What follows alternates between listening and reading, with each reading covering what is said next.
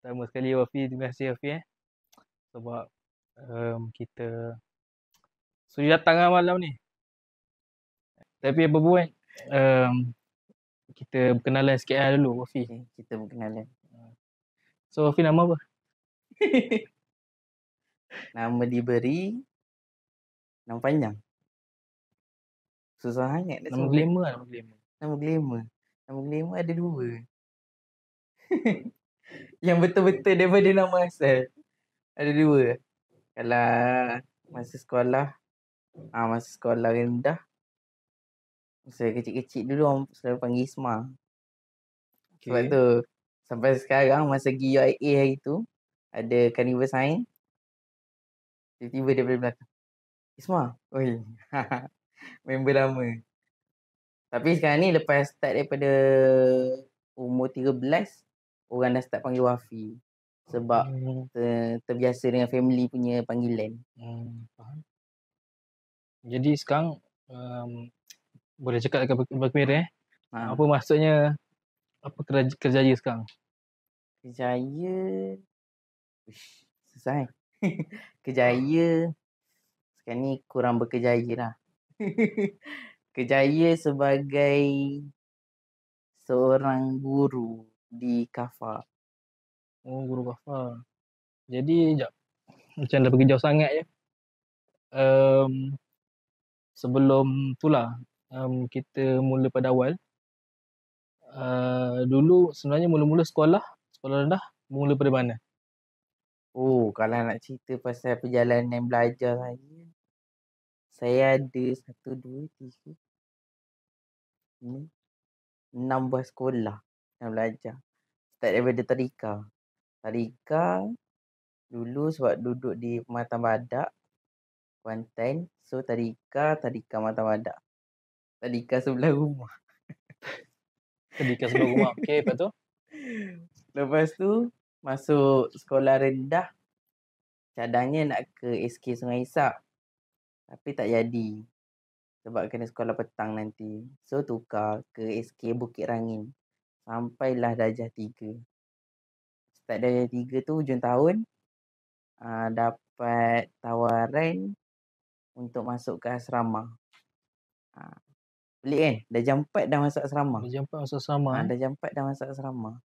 Then tak tahulah sekarang. Masa dulu, masa awal 2000 tapi maksudnya sekolah asrama tu asrama sekolah SK punya kerajaan punya. Yes, dia under kerajaan tapi dia menggabungkan SK daripada darjah 4 sampai darjah 6 sekali dengan SMK, sekolah menengah. Dan masa dulu tu katanya sekolah tu cuma ada 4 sahaja di Malaysia dan 4-4 ni semua ada kat Pahang je. Yang sekolah yang jenis macam tu? Yang jenis macam tu. Oh, ada? Ada 4 sahaja. Ada satu lagi yang pelik. Okey. Tapi sekolah lain lah, bukan daripada 4 ni. Satu tu kat Pekan, dia asrama daripada darjah 1 sampai form 3 sahaja. Okay. Oh. Itu pelik sikit. Okay, biasanya form 4, form 5 lah yang kena asrama. Tapi yang ni dia ambil daripada sekolah rendah ke menengah rendah. Menengah atas dia tak ambil. So darjah 4 dah masuk asrama? Darjah 4 dah masuk asrama. Tapi pengalaman lah kan, kita share cerita pasal pengalaman. Darjah 4 masuk asrama, dalam asrama tu ada daripada darjah 4 sampai form 5. Darjah 4 muda lagi lah. So macam mana pengalaman? Tak ada kena bully ke apa ke? Darjah 4 nak survive tu kau gak lah. Tapi biasanya sebab darjah 4, biasanya kalau budak yang betul-betul baru masuk darjah 4, form 1 yang betul-betul baru masuk, dia orang ni dapat perhatian lebih sikit daripada cikgu-cikgu. Faham. So nak dapat gangguan tu kurang lah. Biasanya start form 2 atau kalau sekolah rendah ni dah hujung-hujung darjah 4 ataupun bila masuk darjah 5 baru akan start kena bully. Kena bully pun darjah 4, tingkatan 4 baru start kena bully. Sekejap semula. Darjah 4 baru start kena bully. Darjah 4 baru start kena bully. Darjah 5 Dah jam 4 5. hujung tahun tu lah. Ha. Dah lama dah kat sekolah tu barulah start kena bully. Wafi kena bully. Kena bully. Serius lah. Serius. Lepas tu macam mana pengalaman kena bully? Macam mana? Banyak jugalah. Antaranya pernah malam pergi lari dekat bilik ampayan. Okay. Menangis. Tak, maksudnya sebab kena bully lagi kat bilik ampayan? Sebab kena bully tu bilik kotor. Okay. Masa tu tengah ada majlis di asrama, Dewan Makan Asrama. Lepas tu bilik kotor. Kayaknya diorang ni ada umum lah yang bilik mana antara yang terkotor sesi tu. Dan bilik kita orang antara yang terkotor. So majlis tak habis lagi. Ketua bilik paksa semua pergi naik bilik untuk kemas. Tapi saya tak dapat info. Tak ada yang cakap. Tiba-tiba tahu-tahu masuk bilik dah kena maki amun. Tapi tak ada naik tangan lah. Okay. Maki-maki lah. Maki-maki lah. Macam-macam lah kena. Maki tu pun depan bilik orang kena maki. Kena bilik sendiri. Maksudnya yang maki tu pun student lah. Student. Dia ketua sama. Dia ketua bilik je. Ketua bilik je. Ketua bilik je. Dah macam ketua bilik pun. Dia sebab ketua, kalau untuk sekolah rendah ni, ketua biliknya biasanya dah jenam. So, dia orang rasa dia orang abang. Untuk sekolah rendah. Untuk belum sekolah ada rendah. sekolah menengah kan kena bantai balik. Dia orang kena juga. Kena juga dengan geng-geng sekolah menengah. Tapi, yelah bila dia orang kena, dia orang nak buat balik. Gitu lah. Itu yang berlari tu. Berlari sebab kena maki. Tapi, cara macam mana saya survive dekat asrama, dengan cara saya rapat dengan form. Rapat dengan orang tingkatan? Dengan student-student sekolah menengah. Sampaikan masa saya darjah 5, dekat-dekat hujung tahun tu tak ada yang bully dah. Sebab saya rapat dengan form 4 masa tu. So tahun depan dia dah form 5, dia orang yang paling senior. Jadi tak ada yang kacau lah. Sebab tu bila darjah 6 tu memang betul-betul paling beruntung lah. Darjah 6 yang paling beruntung. Tak ada orang kacau. Faham, lepas tu masuk tingkatan 1 okey lah. Masuk tingkatan 1. Tingkatan 1 saya dah tak sekolah yang kerajaan, dah start masuk tahfiz. Tahfiz kat mana? Tahfiz saya di Tanjung Pasir, RTP Bukit Go. Sekejap, tapi sebelum tu pendapat kau lah kan, ada beza tak kalau sekarang ni kan ramai yang macam viral lah kan, kes bully lah apalah, bully sampai yang mati lah. lagi-lagi yang bully kat asrama apa semua tu kan. Ada beza tak dengan dulu? Sebenarnya tak ada beza pun. Ya ke? Tak ada beza. Bagi pendapat saya, yang saya merasa daripada kecil, maksudnya lagilah kita punya mental ni tak kuat kan. Saya rasa tak ada beza. Sebab nak kata kena palau ramai. Ada seorang, saya ingat lagi, seorang perempuan ni, masa tu kita orang darjah 5 ataupun darjah 6. Saya darjah 5. Dia form 1. Dia yang jenis kulit putih apa? Albino. Dia albino. Tapi taklah sampai bulu kening semua putih. Tapi putih pucat lah kulit dia. Putih pucat. Dia kena palau. Sebab dia albino ke sebab dia pelik ke apa ke? Sebab nampak dia je yang nampak pelik. Faham. So nak kata kes palau, kes ambil barang ke, semua tu memang dah daripada dulu lagi. Cuma yang berbezanya ialah cara macam mana kita nak survive. Macam mana orang tu sendiri nak survive kena bully tu. Orang tu nak survive duduk kat asrama. Kalau dia tak dapat point, dia tak dapat rentak untuk duduk kat asrama, dia akan rasa asrama ni penjara. Betul. Kan? Kalau dia dapat rentak, dia dapat follow. Okey, kalaulah si pembuli ni yang dia tahu pembuli yang ni suka pau duit. So cara yang selamat ialah dia akan tinggal duit dia dekat loker ataupun duit dia tinggal kat sama, tak bawa pergi sekolah kan. So dia tak berduit. So tak kena buli, taklah kena kacau.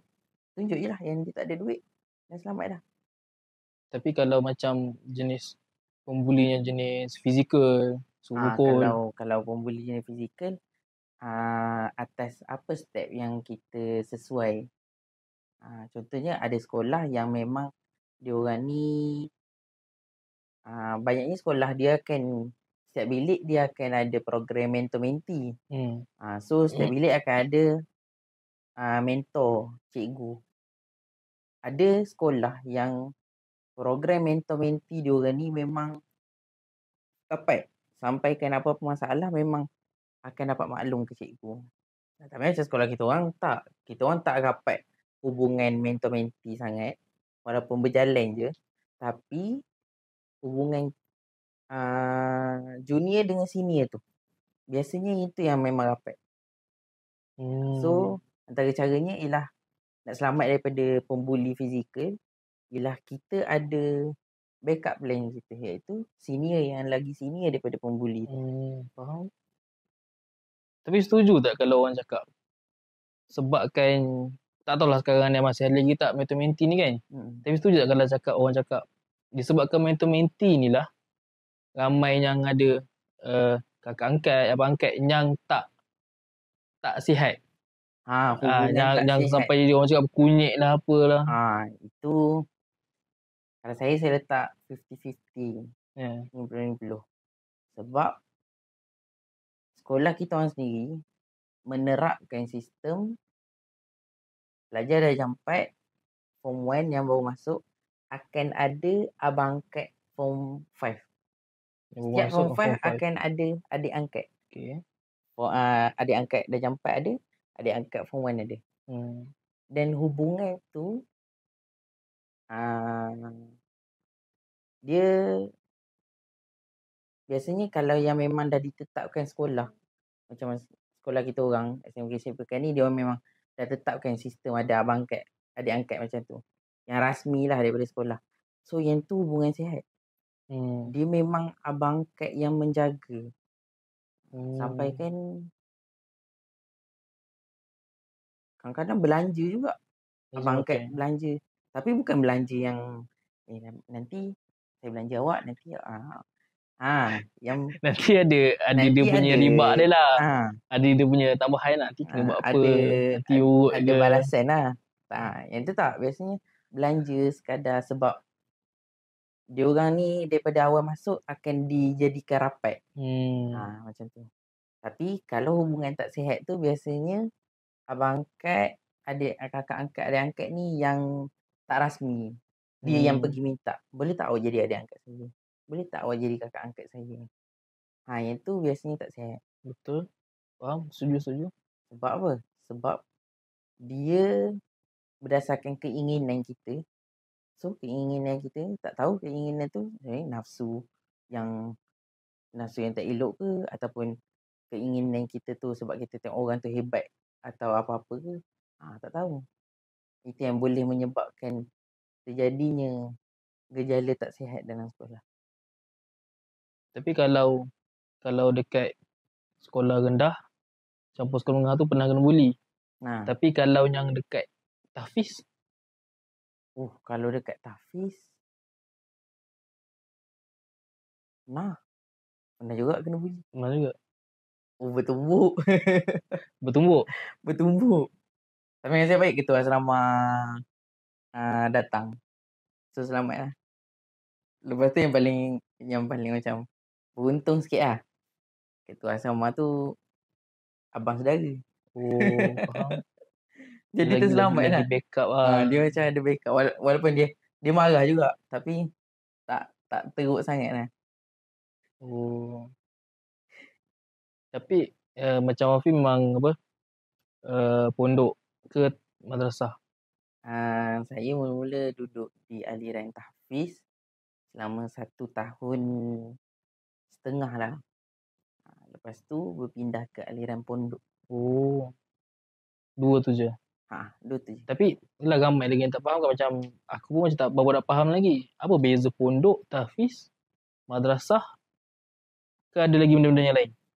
Biasanya kita kalau macam especially dekat Pahang ni, kita ada 3 tu je yang memang betul-betul kuat sampaikan ada persatuan sendiri. Itu sistem tahfiz, sistem pondok dengan sistem madrasah. Beza dia, sistem tahfiz ni diorang menerapkan kepada hafazan Al-Quran sahaja. Sahaja.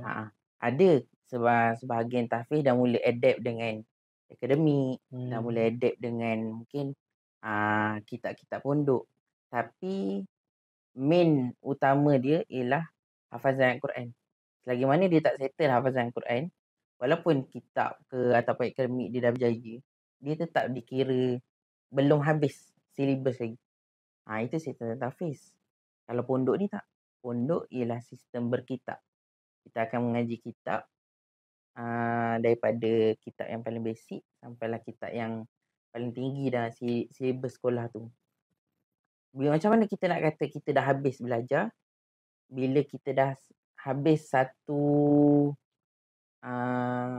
peringkat. Satu peringkat. Satu peringkat. Biasanya untuk sistem pondok ni, dia akan bahagikan peringkat kepada 3. Peringkat permulaan, peringkat pertengahan dengan peringkat tertinggi. Dia punya, kalau bahasa Arabnya kita akan panggil mustawa dia. Mustawa mubtadi dia untuk permulaan, mutawasid dengan muntahi, penghujung. Biasanya selepas satu peringkat, pondok ni dia akan mula bagi satu penilaian. Okey, pelajar ni daripada peringkat pertama nak ke peringkat pertengahan, dia akan ada satu penilaian untuk mengatakan dia ni dah lulus peringkat pertama dan dia ada 2 pilihan. Dia nak berhenti ataupun dia nak sambung ke peringkat seterusnya. Biasanya macam tu. Maksudnya kalau lah dia pilih untuk sambung, dia akan masuk ke peringkat pertengahan lah. Tapi kalau dia pilih berhenti, dia lulus. Tapi lulus untuk peringkat permulaan sahaja. Itu untuk sistem permulaan sahaja. Pondok. Sistem pondok. Oh, maknanya satu peringkat tu berapa tahun? Satu peringkat tu biasanya berbeza lah antara sekolah. Tapi biasanya akan letak 1 sampai 3 tahun lah paling lama untuk peringkat. Satu-satu peringkat. Cuma kalau untuk pondok yang besar, yang memang ada pengajian kitab-kitab besar, lebih-lebih lagi khusus dalam fiqh lah. Fiqh yang memang kita tahu terkenal dengan kitab yang berjilid-jilid, yang tebal-tebal tu, biasanya peringkat dia memang berbeza. Tempoh pengajian ni. Contohnya mungkin peringkat pertama dia akan ambil dalam setahun 2 tahun paling lama. Peringkat pertengahan mungkin akan ambil 3-4 tahun. Peringkat perakhiran, peringkat tertinggi tu mungkin boleh sampai ke 6 tahun. So kalau kita total semua sekali lamalah, mungkin boleh sampai 10 tahun, berbelas tahun. Tapi yang berbelas tu ialah dia nak settle kan sampai daripada peringkat permulaan sampai ke peringkat perakhiran. Tapi maknanya pondok ni berbeza-beza kadang kan? Berbeza. Dia berbeza juga atas jenis kitab yang kita nak belajar tu. Dan setiap pondok pun kitab yang dia punya silibus pun tak sama? Kebanyakannya tak sama. Melainkan kalau dia atas satu aliran. Pondok ni kita ada banyak aliran. Ada yang ikut aliran Mesir, ada yang ikut aliran Yaman. Berbezalah. Ada juga yang belah kita ikut aliran Jawi. Patani. Jawi Patani, Jawi Indon. Yang Jawi tu memang semua fully kitab Jawi? Yang tu memang fully kitab Jawi. Tapi ada juga yang gabung. Gabung Arab dengan Jawi. Cuma yang tu agak expert sikit lah. Agak susah sikit silibus pengajian dia. Tapi kalau kita tengok yang gabung tu lah, walaupun itu paling susah, itu yang paling untung. Sebabnya dia dapat kuasai dua-dua. Kuasai untuk talaki, iaitu kitab-kitab Arab, dan juga kuasai untuk orang-orang awam, iaitu kitab-kitab Jawi. So dia dapat dua benda tu, dia boleh olah untuk dia diterima oleh orang ramai. Sebab tu kalau kita tengok kebanyakan tok-tok guru, contohnya yang saya agak berminat macam Syekh Nazrul Nasir. Dia ialah lulusan Azhar. Syekh Nazrul Nasir yang dia Kedah tu. selalu Dia selaku pengasas kepada Zawiyah Nasiriyah. Di Kedah tu, Pedu tu. Dia lulusan Azhar. Tapi dia ada juga belajar dengan sistem Jawi ni. Maknanya dia pernah belajar kat Malaysia sebelum ke Azhar. Sebelum ke Azhar tu. Yang saya dengar lah, dia pernah belajar dan juga tak pasti di pondok dia sekarang ni ada tak silibus kitab Jawi tu. Tapi tengoklah macam mana dia penerimaan masyarakat pada dia. Baik daripada orang awam, baik daripada tok-tok guru, semua menerima dia. Walaupun kita boleh kata dia antara ulama yang muda lah dekat bumi Malaysia kita ni. Itulah sistem pondok. Sistem pondok ni dia agak complicated. Tapi menarik lah kan, satu yang aku pernah aku pernah masuk satu pondok ke madrasah tak pasti. Sebab duduk kat situ sekejap je. Just untuk ambil masa cuti untuk manfaatkan dekat situ. Dalam sebulan dua macam tu lah. Tapi yang menarik, ada seorang student tu lah. Dekat situ tak silap dia duduk dalam tahun ketiga ataupun tahun kedua. Tapi walaupun dia duduk tahun ketiga, tahun kedua, tahun awal lah kan maknanya. Dia tu sebenarnya dah habis degree belajar dekat Jordan. Tapi balik sini still nak belajar ilmu pondok. Itu antara benda yang kita tak jumpa lah. Kalau dekat mungkin dekat EU jarang-jarang boleh jumpa. Tapi benda tu kalau dalam madrasah sistem, biasanya dalam sistem pengajian pondok lah. Pondok dan juga madrasah. Benda tu benda yang sangat senang dijumpai. Yang kita tengok orang ni, dia ni pun belajar. Tapi sebenarnya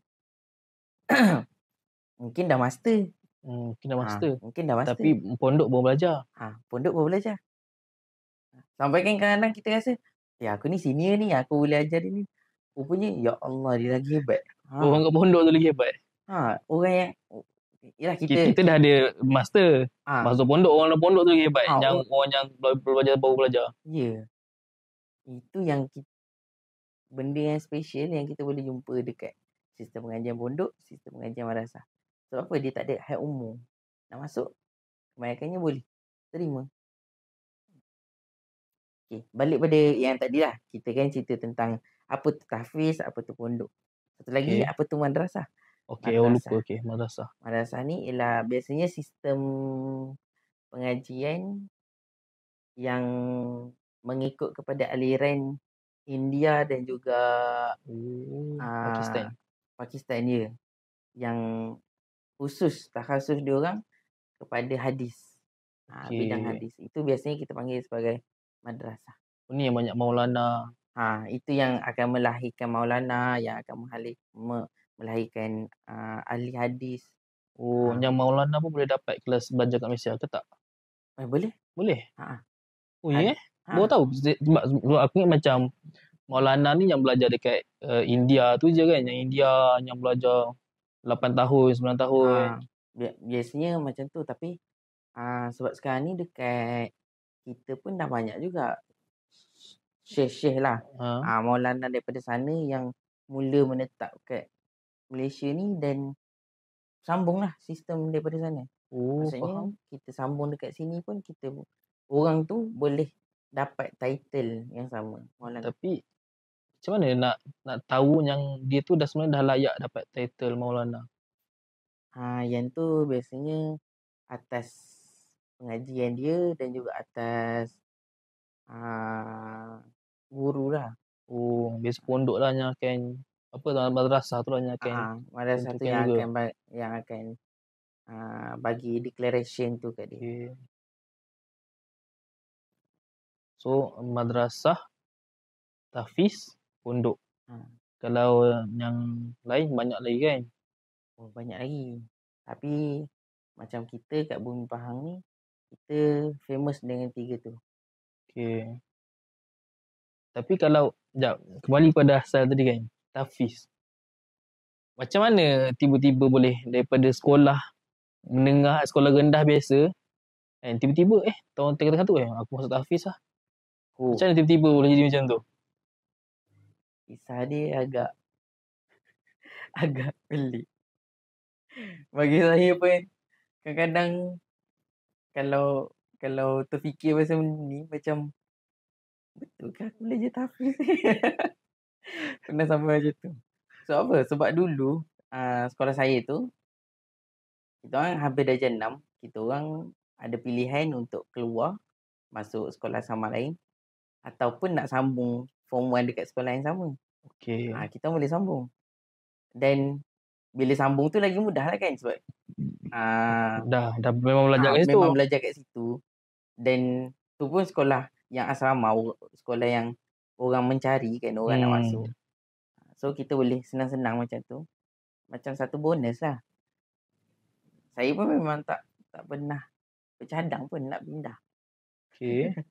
Sebab tu sampaikan tahap hujung tahun darjah 6 tu bagi orang pinjam buku ni, bagi orang pinjam novel ni. Sebab tak apa, tahun depan aku Tahun jumpa depan lagi. jumpa lagi. Itu akhir tahun dah. Itu akhir tahun. Oh, maknanya bagi tu memang bagi, okay, tahun depan pulang. Tahun depan pulang lah. Habis cuti penggal akhir pulang. Memang cadang macam tu. Lepas tu nya, sepanjang cuti akhir tahun tu, tak buat apa. Lepas tu macam mana boleh tertarik dengan madrasah ni, sebab arwah mak saya kerja kat madrasah. Arwah mak saya kerja sebagai tukang masak dekat tahfiz yang saya belajar tu. So mula-mula memang mak ada cakap juga masuk. Tapi memang dah lawan. Memang dah kata tak nak. Memang kata nak duduk, nak sambung sekolah sibukan tu juga. Sampai kan akhir tahun tu, ada orang bagi baju ni lah untuk form 1. Form 1 dekat sekolah menengah untuk tu. Untuk dekat sambung form 1 sekolah biasalah, sekolah kerajaan. Ada sepupu bagi baju kemeja putih untuk form 1. Okey, baju dah settle, tinggal nak beli apa? Nak beli tie. Tie form 1 dengan seluar hijau. Okey, itu je. Alat tulis ke apa semua dah ada dah. Semua dah ada lah kan. Sebab yang daripada darjah 6. So dah tak ada apa nak beli barang. Memang duduk kat rumah je lah. And then sebab mak tengok ni kuat sangat main phone. Tapi masa tu kuat main phone pun bukan, taklah macam yang budak-budak sekarang yang memang melekat 24 jam, tak. Dulu kuat main phone tu kiranya sejam tu dah kira lama sangat dah. Betul tak? Betul. Dan waktu tu zaman tu pun telefon apa je. Telefon yang apa ada. je. Bukan. Paling-palingnya pun touchscreen pun sangat-sangat rare lah masa tu kan. Rare sangat lah masa tu. Kiranya kalau dah ada touchscreen, lepas tu nak dapat internet pun susah. Kiranya kalau kata gila main game pun kan. Main game main game Talking Tom. Itu je lah sebab tak bagi internet. Salah satu sebab masuk tahfiz sebab banyak main game PAU. Sebab banyak main game PAU. Main game PAU, main Talking Tom banyak sangat. Tapi lawak je kan, sebab kalau kita fikir kan, apa je Talking Tom tu boleh buat sebenarnya. Hasil time dia pada kita. Tapi mungkin sebab benda tu kan satu budaya baru. Telefon tu dah jadi satu, dia baru nak menjadi satu keperluan. Masa tu masih menjadi kemahuan. Kemahuan, kehendak. Kehendak kita. sekarang ni dah jadi keperluan. Hatta budak-budak pun banyak yang dah mula memerlukan telefon. Tak nafi benda tu bahaya tapi tak nafi juga ada keperluan dia. So, disebabkan banyak main telefon, mak suruh duduk dekat tahfiz selama 2 minggu. 2 minggu dulu lah. 2 Waktu minggu. ni masih darjah 6 lagi. Masih darjah 6. Masih cuti akhir tahun. So, duduklah. Tapi tak menangis lah. Sebab dia biasa duduk asrama. Tak menangis. Cuma bosan lah sebab kita dah terbiasa dengan suasana sekolah yang pack. Memang betul-betul padat. Tapi bila masuk tahfiz, kita ada banyak masa rehat. Taklah kata tahfiz ni terlalu longgar. Tak. Tapi waktu rehat dia memang kita guna sebagai rehat yang betul-betul. Kalau sama, kalau tengok biasanya waktu rehat 10 pagi. Itu pun ada juga orang yang tak rehat. Tapi kalau tahfiz ni, contoh waktu rehatnya tengah hari ataupun petang tu, memang betul-betul guna untuk bersukan. Itu betul, satu jadi macam satu culture shock juga masa tu. So agak terkejut dan jadi agak kaku lah. So nampaklah kat situ waktu rehat diorang tu memang digunakan betul-betul. Memang guna betul-betul. Kalau asrama ni kadang waktu rehat tengah-tengah malam pun ada orang study. Tapi tahfiz ada orang yang buat macam tu. Tapi kalau waktu rehat yang macam petang, waktu beriadah tu, memang dia orang turun. Semua beriadah. Semangat turun main bola. Boleh lari. Kalau main bola tak boleh lari tu rasanya bukan main bola. Bukan, maksudnya nak turun daripada surau tu. Okay. Nak masuk ke asrama, ya Allah berlari-lari. Punya nak jadi orang pertama sampai ke Padang. Sampai ke Padang. Bukannya dia boleh main dulu. Kena undi juga. Tapi semangat. Itu yang jadi agak kaca. Sebab saya pun bukan orang yang kuat bersukan. Saya memang jenis dekat asrama pun memang jenis suka bawa beg. Pergi mana-mana bawa beg, ada buku. Macam tu. So, bila jumpa orang-orang yang kuat bersukan ni, jadi agak tak ngam lah awal-awalnya. Tapi main juga sekali ke tak? Tengok lah. Banyak tengok lah. Ada je main. Tapi sikit-sikit lah. Itu masa tempoh 2 minggu tu. Bila dah 2 minggu, dah duduk kat tahfiz dah 2 minggu. Hati tu dah mula jadi 50-50. Aku nak sambung asrama biasa. Ataupun aku nak masuk tahfiz yang aku dah cuba duduk. Bila hati orang pun dah kenal kan? Orang pun dah kenal. Ustaz-ustaz dah kenal. Dekat sana pun orang dah kenal juga. So, itu dah mula jadi 50-50. Dah mula berbelah bagi. Masa itulah hasutan, bukan syaitan, hasutan keluarga. Keluarga nak suruh masuk tahfiz. Nak suruh masuk tahfiz. Masa itulah dia orang berjaya. Keluarga nak suruh masuk tahfiz. Tapi buku novel kat kawan tak pulang lagi. Tak pulang lagi. Ingat lagi novel tu. Ingat lagi. Cerita, sampai sekarang ingat cerita, apa nama tu? Maharaja Napoleon. Maharaja pertama Perancis. Napoleon the Wine. Tebal-tebal tu, bawa baca separuh, member nak pinjam. Bagi pinjam. Okay, member kalau dah tengok ni, pulang Ada simpan lagi tak?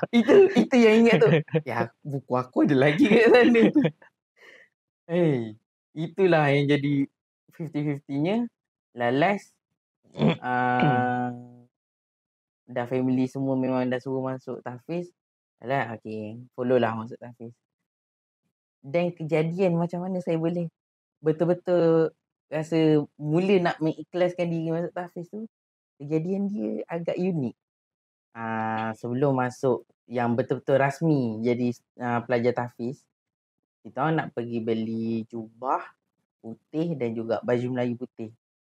So jubah putih pakai hari kelas, baju Melayu pakai hari cuti. Cuti kita orang Jumaat Sabtu. So Jumaat Sabtu naik surau boleh pakai baju Melayu. Bukan black lah. Tapi macam special sikit lah. Tak payah pakai jubah lah.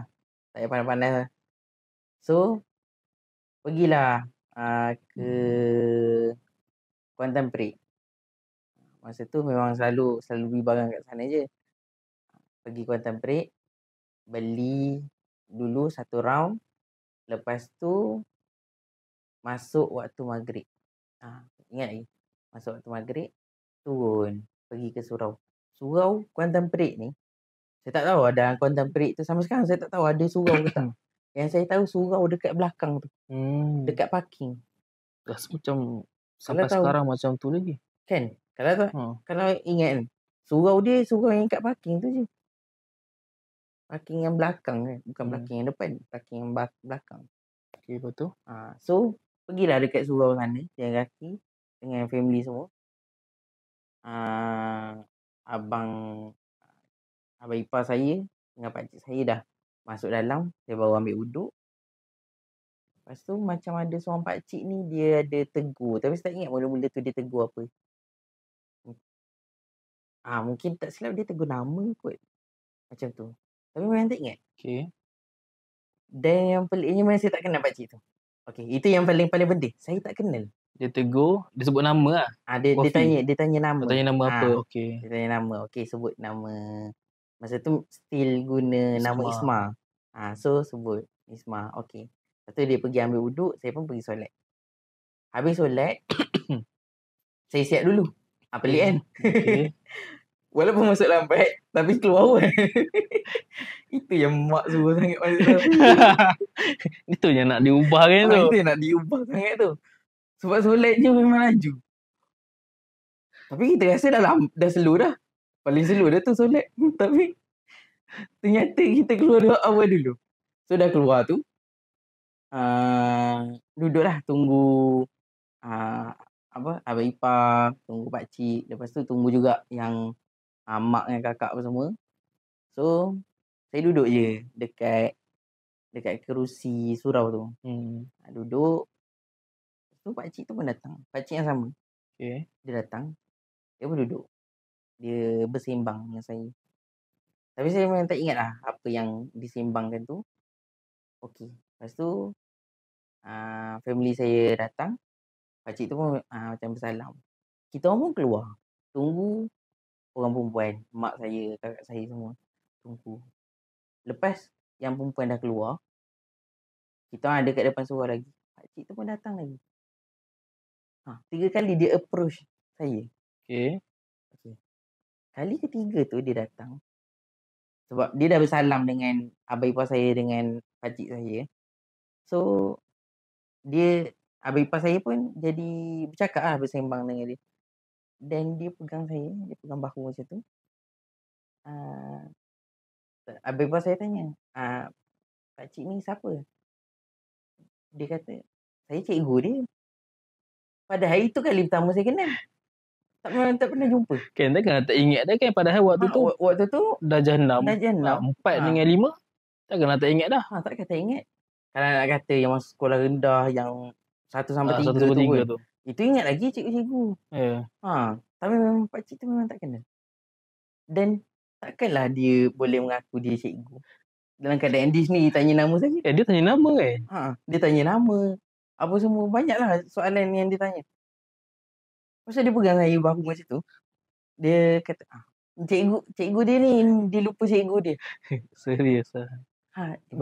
So, bagi saya tu macam awkward sikit. Jadi pelik sikit.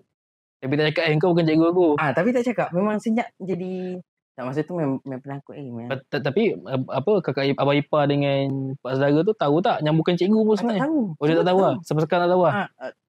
Lepas dia tu baru tahu. Baru beritahu lah. Okay. Lepas dia cakap macam tu, dia pun tanya sekarang, ni nak pergi mana? Lepas tu family saya pun bagi tahu. Dia ni nak masuk tahfiz dah. Dah nanti ni nak pergi beli baju Melayu. Jumpa dah beli, nak pergi cari baju Melayu pula. Nak pergi beli baju Melayu untuk dia. Untuk dia guna masa kat tahfiz nanti apa semua. Secara tiba-tiba, pakcik yang declare dia cikgu saya tu, dia bagi duit 100. Serius lah. Masa tu, kita, bukan 100 sekarang, 100 sekarang. Sekarang yelah. 100 dulu, itu satu digit yang kita rasa besar lah. 100. Dia bagi, dia kata, okey dah, guna, buat beli Baju Melayu. Keperluan Keperluannya. untuk tahfiz. Lepas tu dah salam dia semua, dia pun balik. Dan keluarga saya macam, mak macam, adalah macam nak marah sebab kata saya lupa kat cikgu saya. Saya pun cakap, tak kenal. Pakcik tu pun baru tak ditanya nama. Jadi itu saya, jadi macam pelik. Keluarga saya pun macam, habis tu, kalau dia bukan cikgu, kenapa dia bagi duit? Okay. Nak kata dia orang yang macam orang yang tak apa nak sampai akalnya, Dia ada bagi duit. ada duit dia, tapi dia Memang normal lah. Dia memang normal. Memang pakcik yang normal. Tapi lepas tu bila dah dapat duit macam tu, kita orang jadi macam terdiam. And then abang ipar saya keluar satu statement yang buat kita orang ni jadi macam, oh betul juga. Dia kata mungkin ni petanda yang memang Wafi patut masuk tahfiz. Dan semua family terima. Betul juga. Itulah ceritanya. Macam mana boleh. Mula saya macam tak terima lagi. Tapi lepas dah lama sikit, betul juga. Pakcik tu bukan kenal pun aku. Aku pun tak kenal pakcik tu. Aku pun tak kenal Dan pakcik selepas tu. pada tu tak pernah jumpa pula pakcik tu. Ya. Itulah. One and only jumpa dia. Kali pertama dan kali terakhir jumpa dia. Tak pernah jumpa dah. Secara pelik je. Ia jadi macam kita kata macam petanda yang memang okey, inilah jalan yang betul, so ada satu kemudahan. Allah ada bagi satu kemudahan ke jalan yang sepatutnya kita tempuh. So daripada situ saya jadi fikir, mungkinlah kalau aku tak masuk tahfiz, mungkin aku bukan macam sekarang. Mungkin aku ni nak jadi nakal teruk ke, dah main motor ke, sampai nak accident. Sampai masuk simpang pun boleh salah. Contohnya. Contoh. Tapi macam yang apa kau cakap tadi, macam ramai orang sekarang yang sebenarnya bila nak buat pilihan lah kan, biasa nak buat pilihan solat istikharah apa semua, tapi dia nak tunggu petunjuk pada Allah tu. Kadang-kadang Allah dah bagi petunjuk tapi dia yang tak dapat, dia yang tangkap. Ya, sebab tu ada satu kata-kata yang saya terbaca. Kadang-kadang mana maksud dia? Lebih kurang lah dia kata kadang-kadang bukan kita yang bukan Allah yang tak memandang kita, bukan Allah kita. Yang tak nak bantu kita. Tak bantu kita. Tapi seni jentikan Allah tu yang kita tak dapat tangkap. Itu satu benda yang bagi saya betul. Sebab apa? Kadang-kadang hikmah tu kita tak perasan pun. Tak perasan kan? Kita tak perasan. Boleh jadi benda tu, dan hikmah tu juga kadang-kadang dia tak semestinya jalan yang baik tau. Okay. Contohlah macam cerita saya tu, itu jalan yang baik. Baiklah, dapat duit. Dapat duit. So dia macam memudahkan ke arah tu. Saya juga mengalami satu pengalaman baru ni. Jalan yang susah. Tapi taklah susah sangat, meredah hujan. Baru ni? Baru-baru ni ada usrah di... Okey, macam pernah dengar cerita ni. Okey, macam pernah dengar kan? Macam pernah dengar. Okey, sama-sama usrah. Macam pernah dengar ke macam mengalami juga? Macam pernah dengar sih. Okey, saya nak pergi ke usrah daripada Kota Sas, nak pergi dekat IM 12. 12 Okey, IM 12. Hujan. Nak gerak dah, pergi keluar. Hujan. Ya Allah, hujan. Aku dah bawa dah baju apa semua. Aku dah tukar baju dah. Okey, tak apalah, tunggu. Okey, hujan makin reda. Tapi ni dah bunyi guruh macam nak lebat semula. Nak sambung hujan lagi. Aku nak pergi ke sana yang nanti perjalanan balik rumah tu jauh. Ataupun aku nak pergi balik rumah. Maknanya kalau pergi usrah, rumah lagi jauh. Kalau pergi usrah, rumah macam 2 kali ganda perjalanan. Okey, kena patah balik. Kalau daripada Kota Sah nak balik ke rumah, itu satu perjalanan je. Okay. So, jadi satu Dilema. dilema Nak masa pilih tu. mana satu ni. Yusrah ni buat benda kebaikan. Pergi rumah tak buat apa dah. Tapi selamat balik dah. Tapi selamat dah. Tak memang. Sebab saya bawa motor memang saya tak suka mengedah hujan. Malam pula saya memang tak nampak sangat malam. Gelap. Bawa dalam hujan lagi lah. Nyiksa. Itu lah. Jadi dilema sekejap. Lalas fikir satu je. Aku dah lama tak pergi. Bulan lepas aku tak pergi. Yalah. Bulan lepas aku tak pergi. Aku dah lama dah tak pergi ni. Pergi je dah. Masa tu memang dah. Tak apa lah lantak. Dah memang. Tak apa. Tawakal je. Dia je lah. Pergi tu tak sampai pun ke sana. Tak sampai pun ke tempat usrah tu. Aku pergi jalan hujan. Belah sana tu hujan tak ada dah. Okay. Maksudnya. Nampak tak kat situ. Kita tak semestinya jentikan halus daripada Tuhan. Daripada Allah tu. Dia dengan satu jentikan yang cantik. Satu seni. Tak semestinya dia dengan satu seni. Boleh juga dia dalam satu bentuk kesusahan. Okay, kesusahan dalam cerita tadi tu hujan. Hujan. Tapi bila kita sanggup, itu yang buat saya jadi terfikir. Kalau aku tak sanggup ni, aku tak dapat apa yang hasil aku dapat masa usrah ni. Sebabkan sanggup tu lah, lalas Allah bagi kemudahan balik. Allah cuma nak test je. Kau ni betul ke nak pergi usrah ni? Macam tu. Kau ni betul ke ni? Campur pula dengan setan datang masuk betul ke ni? Test sikit. Bagi hujan. Lepas tu kita pun dah dilema dah. Kena test dah dilema. Lepas tu dengan setan lagi cocok. Hujan. Balik. Tapi kita sanggup meredah susah tu. Lalu Allah kata, betul ni dia nak pergi usrah. Tarik hujan. Satu benda je. Ya jahit lah. Memang tak sangka langsung masa tu. Dan bila jadi macam tu kan, teringatlah. Kadang-kadang teringatlah ada ayat Quran juga yang cakap, inna ma'al usri yusra. Okay. Sesungguhnya berserta dengan kesusahan tu ada kesenangan. Allah sebut 2 kali kot betul-betul. Betul-betul Allah sebut benda yang sama. Sesungguhnya lepas kesusahan tu ada kesenangan. 2 kali dalam surah yang sama. Betul-betul. Maksudnya bukan benda yang kita kata main-main lah.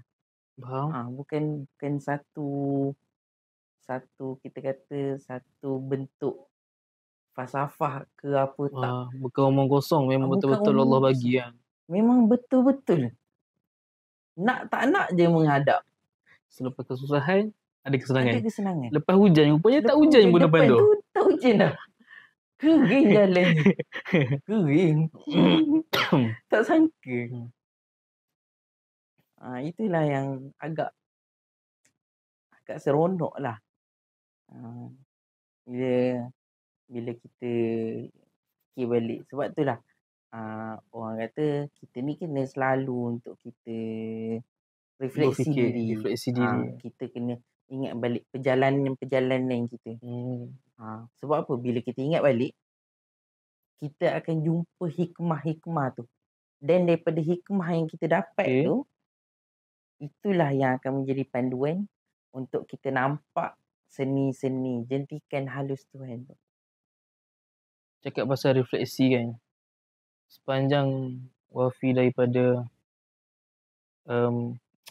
mula kehidupannya, nampak kat sini mula kehidupan tu daripada darjah 4. Dan menyebabkan masuk ke tahfiz. Sampai sekarang, daripada darjah 4 sampai sekarang tu, muhasabah, refleksi diri kat situ, apa yang agak-agaknya, kalau boleh, diubah apa yang perlu. Bukan diubah lah, macam keputusan apa yang Wafi rasa macam, kalau buat macam ni rasanya, okey lah. Keputusannya,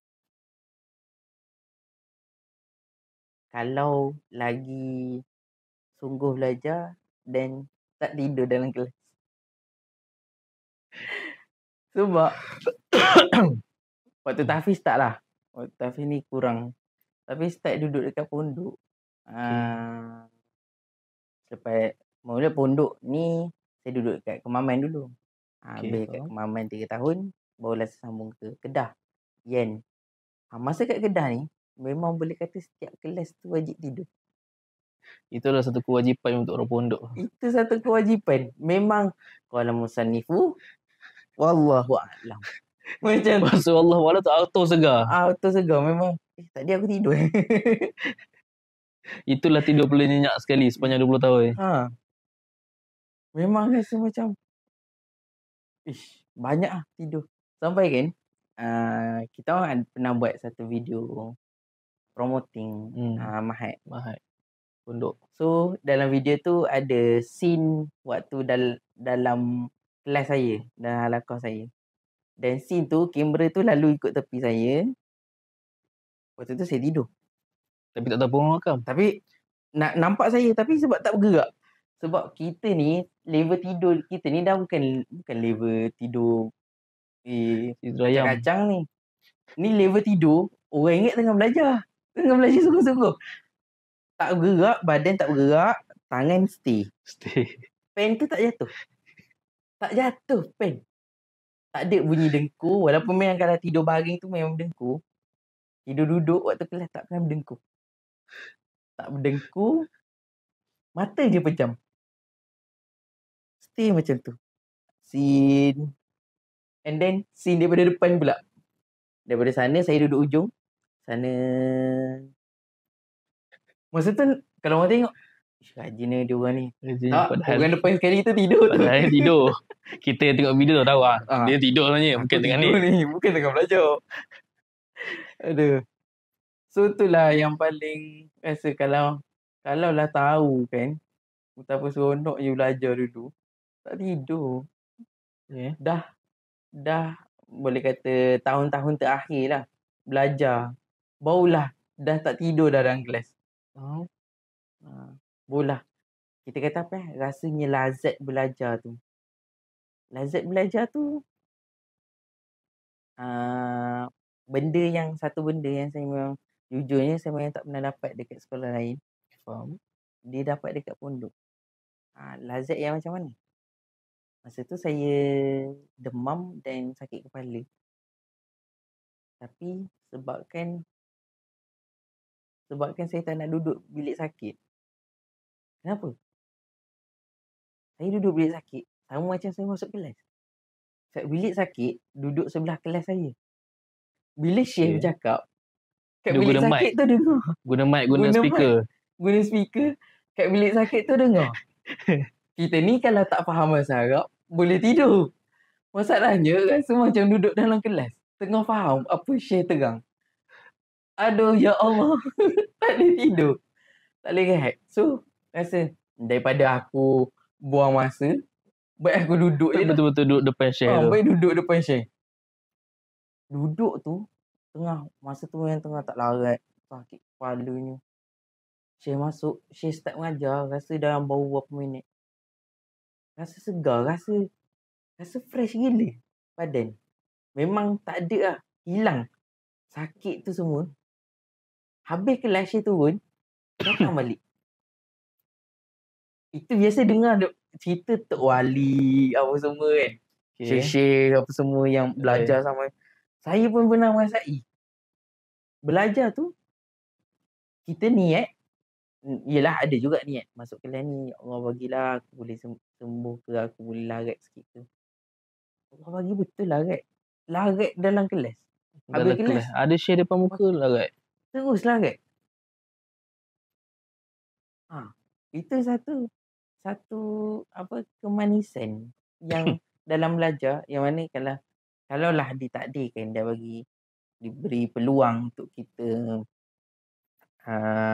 ulang balik masa. Itulah benda yang nak diubah. Nak di-grab balik semula. Peluangnya ada. Peluang untuk belajar tu banyak. Tapi yang menjadi masalahnya lah. Tadi kita condemn asrama sekolah kerajaan. Sekarang ni kita cuba condemn pelajar pondok. Okey, condemn macam mana pelajar pondok ni? Pelajar pondok ni dia orang suka duduk dalam circle. Maknanya dalam kalangan orang pondok-pondok je. Dalam kalangan orang pondok saja. Dia tak Bila bergaul dia orang masyarakat luar. duduk macam tu, yang biasanya dia orang rasa comfort zone yang sangat-sangat comfort. Walaupun dalam tu memang ada pressure daripada pejabat sekolah ke, daripada sistem sekolah sebagainya. Tapi dia orang masih comfort, masih rasa selesa. Sampaikan saya sendiri pernah rasa banyak dah aku belajar. Rasa macam okey ni, nanti dah keluar pondok, dah berhenti ni, okey ni. Banyak dah belajar ni, dah boleh lah kayaknya nak mengajar balik. Nak mengajar masjid ke, nak buat kitab ke, macam yakinnya begitu. Yakin. Ya Allah, keluar tu. Benda ni aku tak pernah dengar, tapi keluar daripada mulut orang yang mengaji daripada kuliah maghrib. Maksudnya soalan ke orang tu cakap? Orang tu pernyataan dia tu keluarkan satu statement. Okay. Yang benda tu saya sendiri tak pernah dengar. Rupanya kuliah maghrib guna kitab yang saya sendiri tak pernah belajar. Macam kita pun dah jadi macam, ya Allah, tak tahu pula.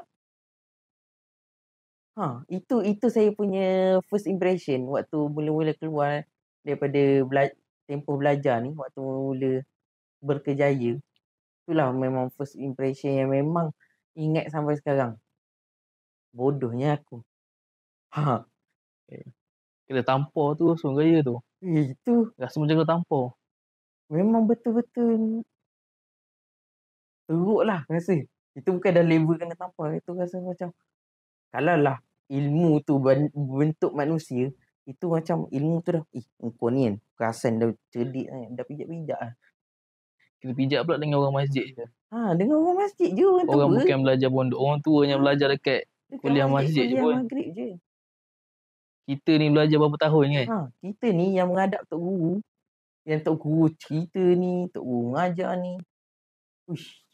Tengok kita ni bodoh lagi rupanya.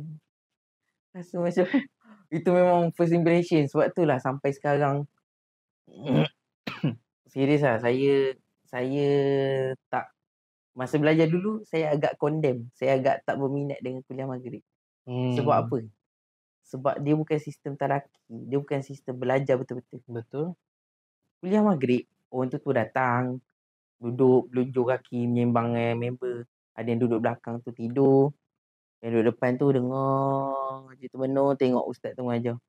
Okey, habis. Minggu depan kita akan sambung bab tu ni. Kadang-kadang ada yang sebulan sekali, okey bulan depan kita akan sambung. Tengok bulan depan, ustaz tu tak dapat datang. Bulan tu ni.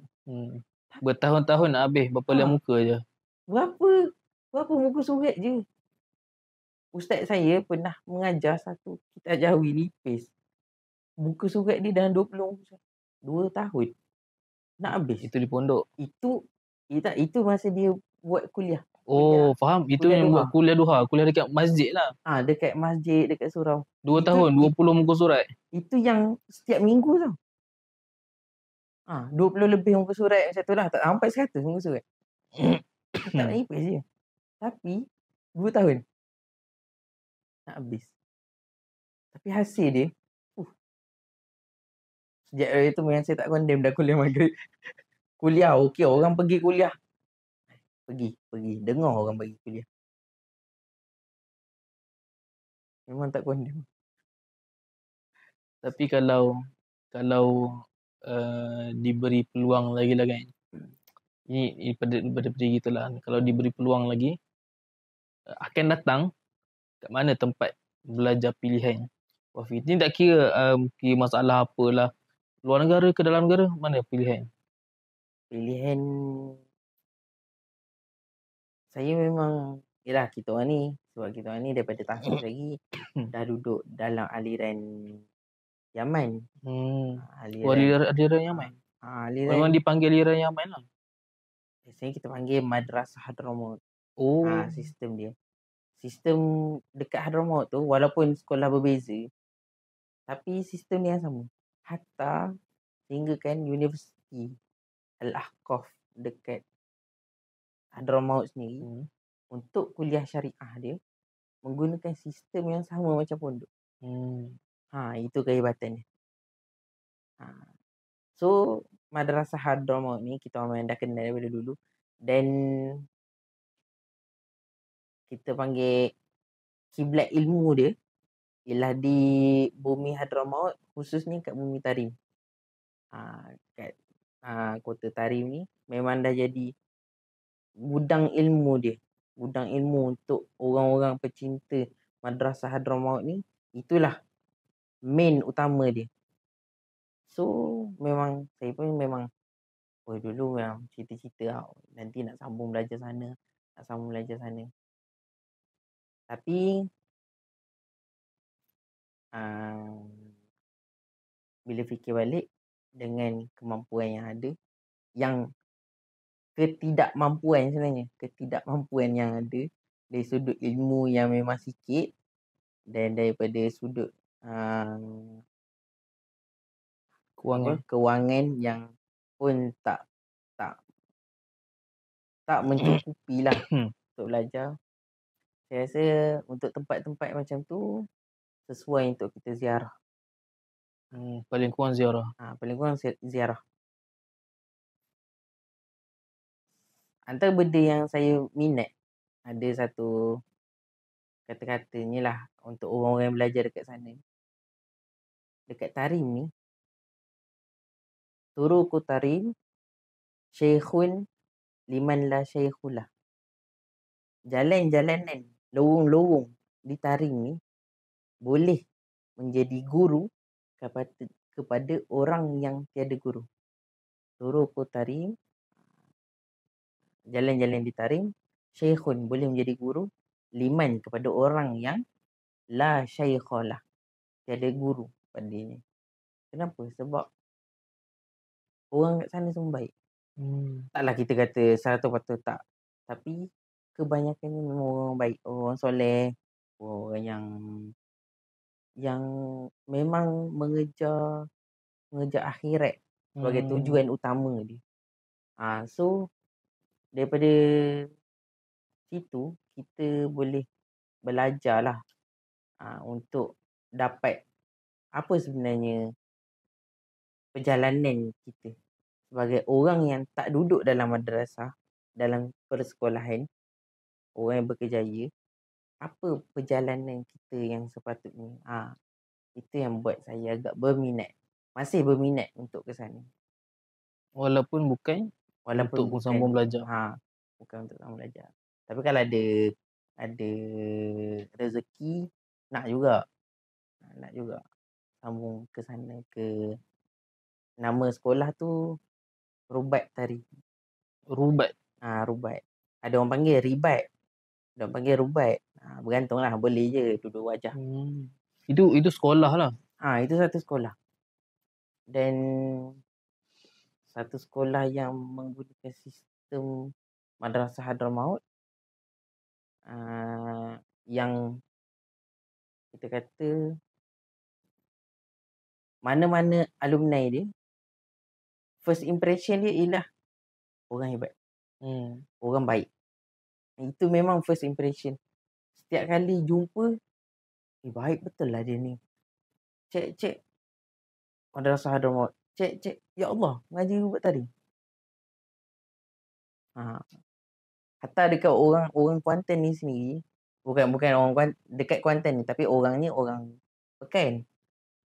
Orang Pekan saya pernah jumpa. Ya Allah, baiknya. Baik sangat-sangat saya rasa. Bila tahu, belajar Rubat tadi juga. Dia belajar kat sana. Dia belajar kat sana. Tapi bukan dapat gelar Habib ke? Tak. Itu kita sebut sebagai kalau saya panggil ustaz lah, orangnya. Tapi taklah dapat gelaran Habib. Dia bukan keturunan Nabi, dia bukan Syed. Bukan Syed. Dia belajar sana agak lama lah. Tapi dia agak tertutup sikit. Orang-orang tertentu yang kenal dia. Faham. Macam Dia tu. bukannya orang yang datang masjid ceramah ke tak? Tak. Dia berceramah, tapi kadang sebab masjid kampung dia yang tahu dia belajar agama, okey panggil. Macam tu. Tapi memang first impression baik betul ni. Gila-gila lah orang kat sana. Tapi okey, ni nak condemn pula. Nak condemn juga ni. Aku ni tak tarim juga. Condemn juga pelajar kat sana. Okey. Apa yang nak di-condemn ni? Yelah sekarang ni kan taklah kata dekat tarim. Dekat Mesir pun banyak juga berlaku. Apa? Pergi belajar atas nama belajar. Tapi kehidupan tak macam orang belajar. Kita ni yang tak mampu, yang tak berkemampuan untuk sama belajar ke sana. Apa yang ada dalam pemikiran kita? Aku nak belajar sungguh-sungguh. Aku nak belajar, lepas tu nak buat kelas tambahan dengan orang ni, dengan syekh ni, dengan syekh tu. Tapi orang yang berkemampuan boleh pergi sana. Apa yang dia orang buat? Okey, minggu ni kita akan pergi kolam. Okey, minggu ni kita akan pergi jalan sana. Waktu lapang pergi berjalan. Waktu lapang pergi cuti. Ya. Hatta walaupun bukan musim cuti pun, dia orang yang boleh keluar lah daripada sekolah ni, berjalan. Habis je kelas, pergilah mana-mana. Pergi pasar, melepak kat pasar.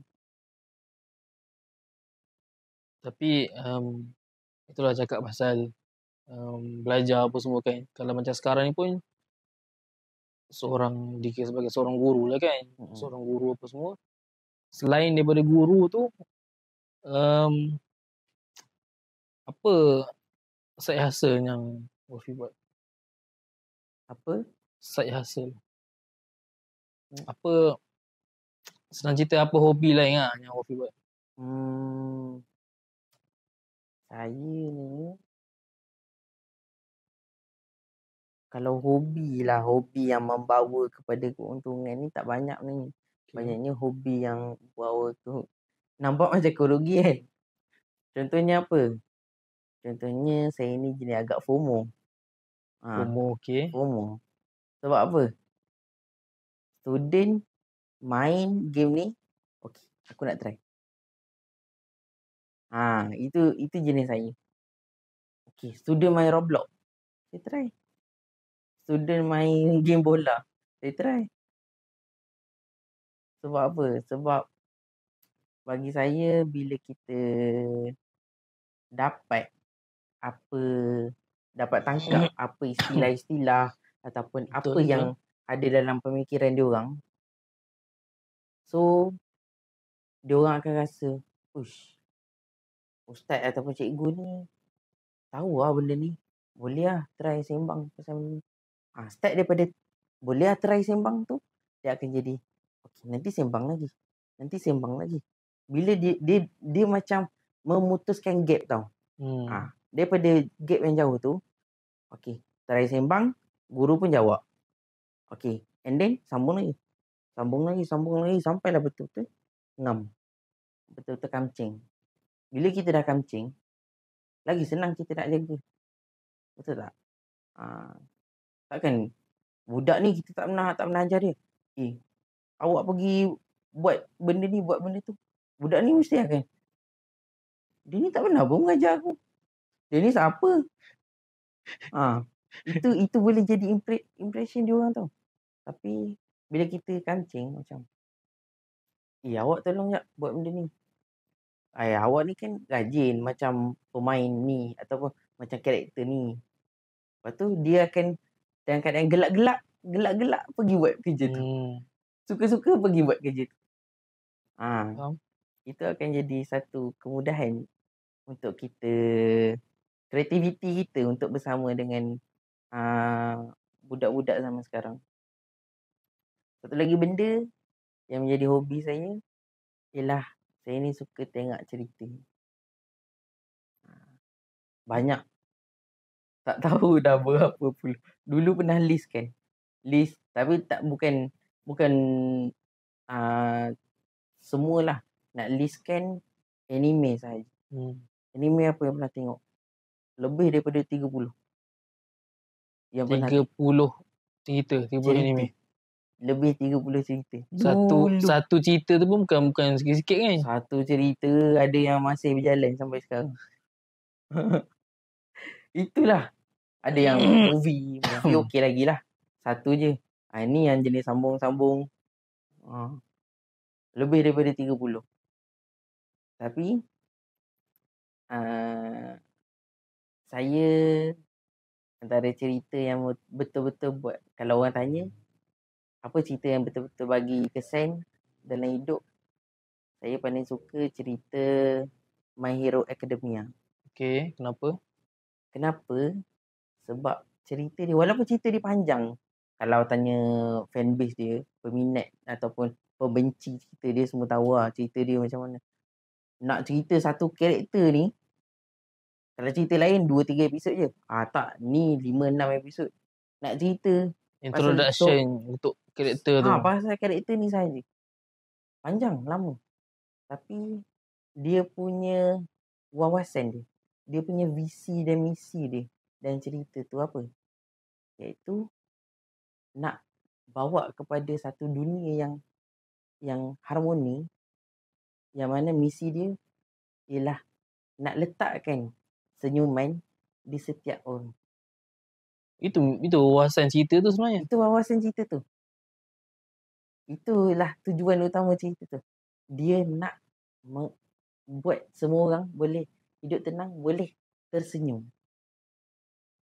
Kenapa saya kata cerita ni relate ataupun cerita ni buat saya betul-betul memberi kesan pada saya? Sebab masa saya tengok cerita ni, saya tengah belajar kitab Bidayatul Hidayah karangan Imam Al-Ghazali. So dalam belajar kitab tu, walaupun belajar tu tengah tidur, sampai mengantuk, mengarut semua tu, tapi ada beberapa poin daripada syekh saya yang betul-betul memberi kesan, dan benda tu yang saya cuba nak jaga sampai sekarang. Apa dia? Iaitu antara benda yang menjadi ajaran dalam tasawuf Islam ni ialah idkhalus surur fi qulubin nas ataupun fi qulubil muslimin. Memasukkan kegembiraan ke dalam hati-hati manusia. Sama. Bila saya fikir, samalah macam tujuan cerita ni. Dia daripada main karakter dalam cerita My Hero Academia, dia seorang yang tak ada apa-apa. Watak utama. Watak utama dia. Dalam dunia yang semua orang ada kelebihan, ada kuasa. Dia tak ada kuasa. Tapi dia berusaha. Walaupun ada jugalah kalau armor dia untuk tiba-tiba dia ada kuasa. Tapi jalan cerita dia daripada yang selemah-lemah karakter sampai jadi orang yang dipercayai. Dipercayai kawan-kawan, dipercayai orang sekeliling dia. Dan juga apa yang mengajar dalam cerita tu ialah tentang pentingnya kita ni berfikir secara kritis. Secara betul-betul berfikir, bukan berfikir saja, tapi betul-betul berfikir. Dia lain. Berfikir betul, betul-betul berfikir. Okay. Berfikir betul ialah kita fikir benda yang betul, benda yang benar. Tapi kalau betul-betul fikir, kita akan fikir benda ni betul ke salah? Benda ni apa kesan dia? Benda ni apa kaitan-kaitan dia? Berfikir secara betul-betul berfikir. Sebab apa? Ada satu scene, main karakter ni dia dengan 2-3 orang kawan-kawan dia. Dia kata, okey, sekarang ni kita ada banyak musuh. Awak boleh bertujuan sebagai orang yang jadi spy, orang yang akan kesan kehadiran musuh dan sebagainya.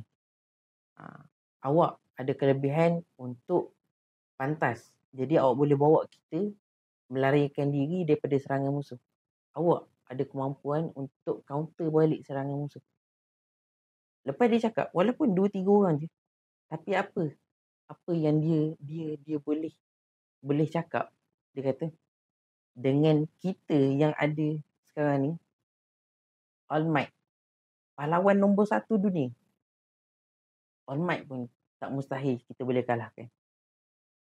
Dia memang menunjukkan satu kata-kata dalam Islam ni, al-haqqu bin nizam, al-haqqu bilan nizam, ghalabahu batil bin nizam.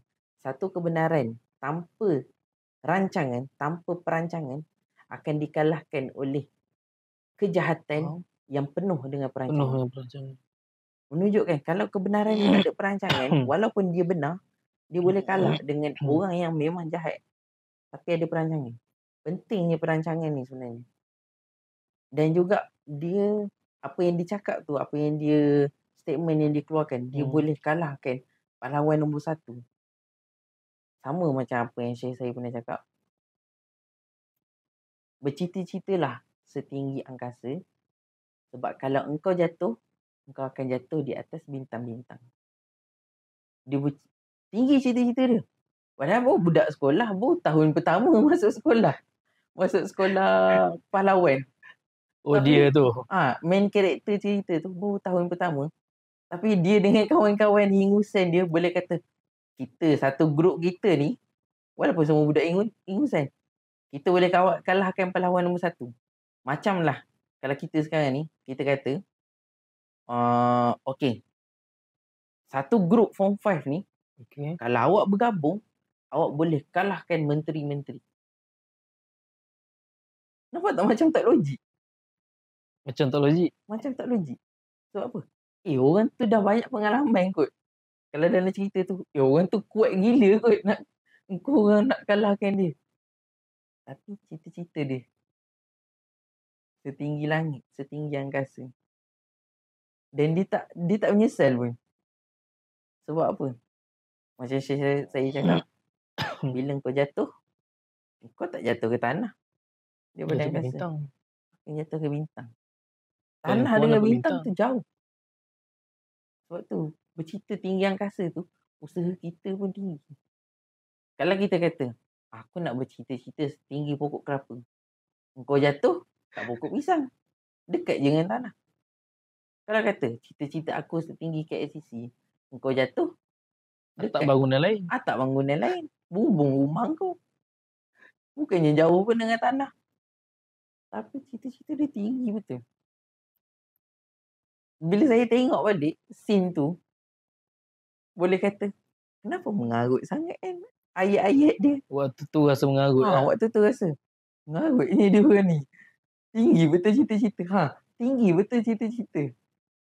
Tapi itulah yang sepatutnya kita ada. Itu yang sepatutnya orang zaman sekarang ni ada. Orang zaman sekarang ni ada. So dalam cerita tu dia memang berkait. Sebab saya tengah belajar tentang tasawuf. Dan cerita tu pun memang dia ada elemen-elemen tu. Dan memang sampai sekarang lah 3 benda tu yang memang saya sangat suka. Iaitu masukkan kegembiraan ke dalam hati orang, buat orang happy. Yang kedua ialah kita ada perancangan. Apa-apa kita rancang. Yang ketiga ialah kita tinggi cita-cita kita. Bila tinggi cita-cita, usaha kita pun tinggi. Kalaulah kita tak berjaya benda tu, kita dah ada backup plan. Itulah hobi bagi diri saya. Okay, Wafi. Rasa dah banyak dah kita sharing malam ni daripada sekolah lah, hobi lah, My Hero Academia. apa-apa pun, terima kasih dan kita wrap up dululah.